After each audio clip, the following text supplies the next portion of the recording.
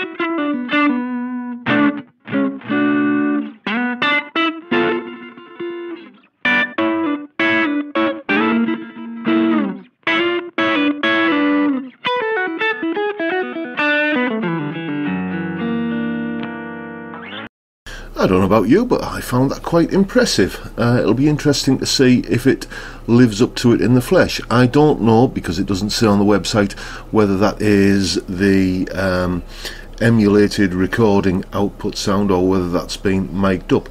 We can certainly hear on one of those examples, I think it was the prog example, that there is a nice delay effect in there as well. Let's have a look at the top panel of the amplifier. Yes, there we have a delay effect with a delay level and basic kind of time control. We've got gain, volume, EQ, delay, input, MP3 line in, and emulated line out and headphones.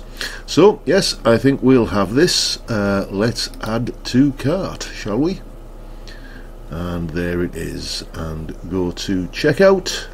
Right, thank you very much for your order. Your order has been submitted and will be processed by the Thoman team as quickly as possible. It will be a few days before it turns up, but for you guys it will be but the blink of an eye. Right then folks, it's here as promised. So we've already had a little bit of a look at the features in that last clip, but let's go into a bit more depth with them now. First of all, this is the size of it. It is as tiny as I thought. Now then, looking at the control panel, you can see that we have a gain control. Fairly self-explanatory what that does. Channel switcher, which selects between clean and overdrive. Then you have a master volume, and next to that is the interesting one, the EQ. It's labelled ISF, which Blackstar says stands for, I think, infinite shape facility or infinite shape function. The idea is that if you turn it kind of clockwise, it sounds more British, like a Marshall or a Vox, or possibly an Orange or something like that. And if you turn it anti-clockwise, it sounds more American, like, I don't know, a Fender or a Boogie or something. To be honest, that's stretching it a little bit. It works just like a tone control, but in reverse. Normally on a tone control, if you turn it clockwise, it gets brighter and more trebly, and if you turn it anti-clockwise, it gets you know, kind of darker and more bassy. This is the other way around. Don't get me wrong, it's a very, very usable selection of sounds. It never, at the trebly end of the range, gets piercing or harsh, and at the bassy end of the range it never gets woolly or muddy. But to claim that it's, you know, it sounds like a Marshall at one end of the spectrum and a Boogie at the other is pushing things a little bit, I think. Then we have the two controls for the delay, little mini pot for the level, and the main pot controls the amount of time. It also controls the amount of repeats you get with the delay. You can dial in some pretty wacky sounds on this, but as you'll hear on the examples that are coming next, it's really just a case of dialing in a nice usable ambience, as they say. And next to that you've got the two sockets for plugging your MP3 player or phone in so you can jam along with backing tracks, and then the emulated line out and headphone socket. So I think it's about time we heard what it sounds like. Now, you're going to hear each sound twice.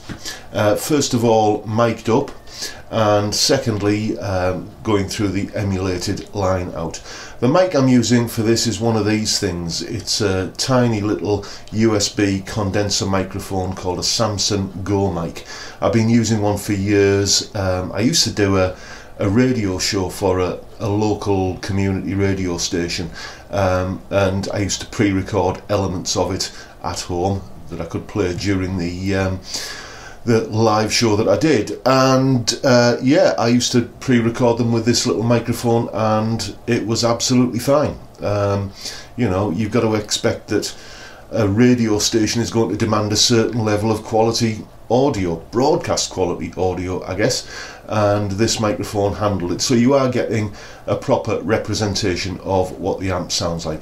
Anyway, let's have a listen to the various sounds that I managed to pull out of it.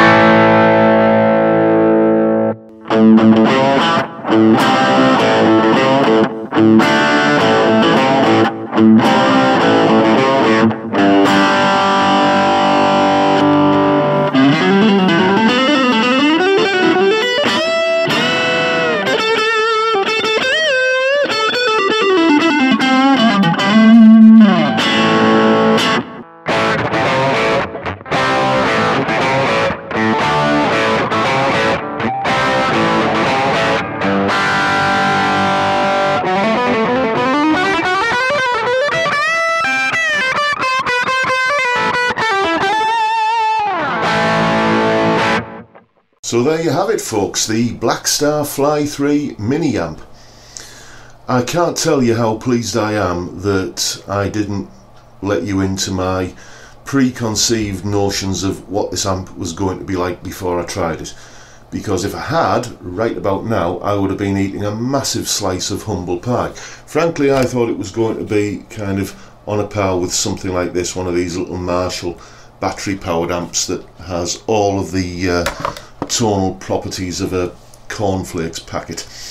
But you know, the Blackstar is a lovely sounding little amp. I mean, fair enough, the mic'd up sounds sound a little bit boxy, but it's a little plastic box with a 3-inch speaker, so you got to expect some kind of compromise. The DI'd sounds, I think, are absolutely excellent. I'd happily record with them. In fact, I'd happily record with the mic'd up sounds in certain circumstances, so I did. Here's me jamming along with a backing track using the mic'd up sound of the amp. You'll see the settings in the corner of the screen that I've got the amp set to, and the only thing that I've done which could be considered cheating is that when I mixed the track down, I added a little bit of reverb to the guitar sound, just a subtle room reverb, just to enhance it a little bit. But other than that, it is exactly as it came out of the amp. Check this out.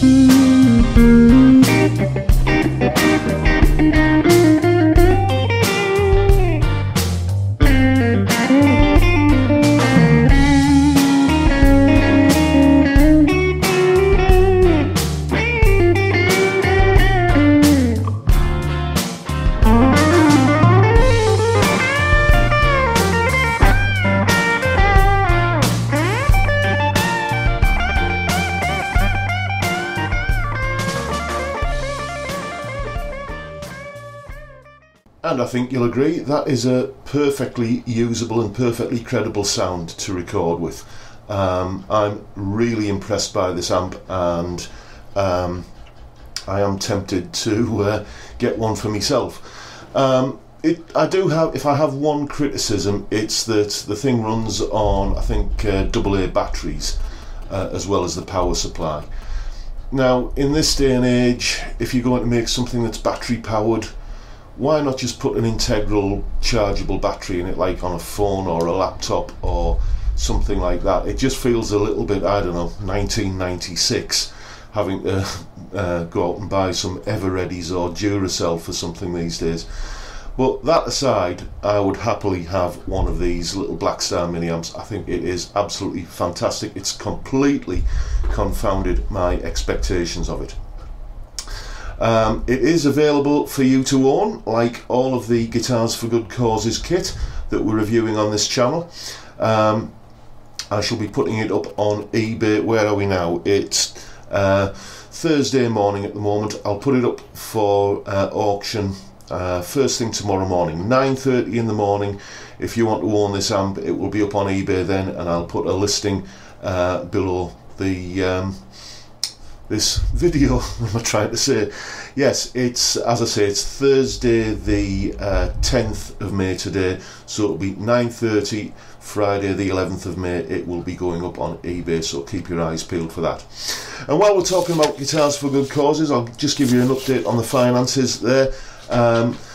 GoFundMe have released 3 payments to me so far, one of £57.69, another of £202.74, and a third one of £81.26, making a total of £341.69 that has hit my bank account from the GoFundMe campaign. Out of that, we've spent £269.64 on the two Harley Benton guitars, the TE70 and the ST70, and £74.53 on that little Blackstar amp, making a total of £344.17. So we're actually over budget a little bit, but who cares? We're not going to argue about that. The money raised for Guitars for Good Causes so far has been £130 from the sale of the Harley Benton ST70, and as you saw in the previous video, that has gone to Zoe's place already. The second guitar, the auction is still running on eBay, and it's currently at £155. So let's say it sells for that. That's 130 plus 155, that's £285 for a pair of guitars that cost us £269.64. So we've actually made a little bit of a profit on that, and that will of course go to Zoe's place. I'm sure you know by now, but Zoe's Place is a hospice in Middlesbrough that provides palliative, respite and end-of-life care to children under 5 with terminal illnesses. It's a very worthy campaign, and if you'd like to donate to it and help this channel do some more unbiased, honest gear reviews, then just pitch into the GoFundMe campaign that you will find in the description box below. And finally, one for me. If you would like some tailored one-to-one guitar tuition and you live on Teesside in the northeast of England, then you can come along for a face-to-face lesson. If you would like some tailored one-to-one guitar tuition and you're not on Teesside in the northeast of England, panic ye not, because you can have a lesson via Skype. Whichever way you do it, your first lesson is free, and I also offer discounts for blocks of lessons booked in advance. And with that, I'll bid you all a good day and look forward to seeing you all again next time. Thanks for watching, folks, and bye for now.